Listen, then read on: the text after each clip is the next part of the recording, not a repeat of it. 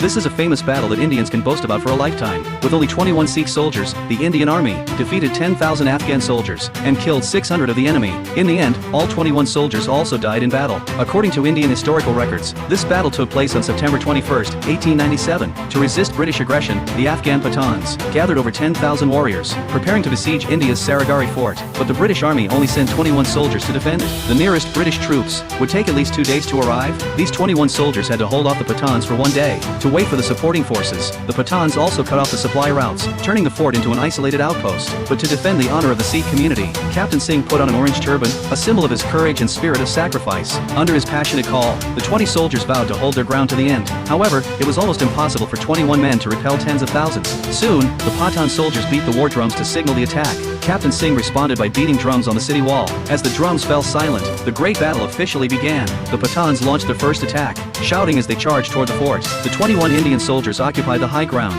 firing rifles at the advancing Pathans. With their precise marksmanship, they kept the enemy from approaching the gate. The Pathans had to change their strategy, approaching from the side of the wall, and hiding behind rocks to throw bombs at the wall, killing one Indian soldier on the spot. Witnessing their comrade's death, the remaining soldiers fought back more fiercely, inflicting heavy casualties on the Pathans, who had no choice but to sound the retreat horn. Relying on the fort's natural geographical advantages, the Indian army successfully blocked the first attack. This battle killed over 200 Pathan soldiers, while only one Indian soldier died. Seeing that a frontal attack wouldn't work, the Pathan leader walked forward with a white flag to negotiate. Singh also walked out of the gate with 2 soldiers. The Pathan leader advised Singh to stop unnecessary sacrifices and surrender immediately to save their lives, but Singh rejected him on the spot. In the end, the negotiation ended unhappily. The Pathan soldiers then launched their second attack. Since most Pathan soldiers use cold weapons, they couldn't effectively suppress the Indian army, so they decided to use a human wave tactic, all charging toward the wall, to deplete the Indian soldiers' ammunition. Soon, the Pathan soldiers successfully reached the wall, trying to shoot through the gate with rifles. Seeing this, Singh immediately sent men down to resist. The two sides fought with bayonets at the gate. After a fierce fight, all Pathan soldiers were eliminated, but the 5 reinforcing Indian soldiers also died. By then, only 13 Indian soldiers remained. Seeing they couldn't break through the gate, the Pathan leader ordered his men to pile corpses under the wall,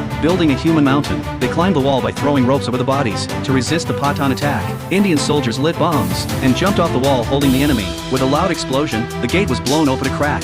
Pathan soldiers rushed into the fort at the site. Though defeat seemed certain for the Indian army, Captain Singh still refused to surrender. He held a red-hot iron sword in one hand and a traditional Indian weapon, the chakram, in the other, roaring as he fought the Pathans. Even as Singh leaped and fought among the crowd, Pathan soldiers did not shoot him. After killing dozens of Pathan soldiers in a row, Singh finally collapsed from exhaustion and fell under their blades. The 21 Indian soldiers defended the fort for 6 hours. Because British reinforcements never arrived, all 21 soldiers were killed. To honor them, India designated September 12th as Sarigari Day every year, commemorating this heroic battle.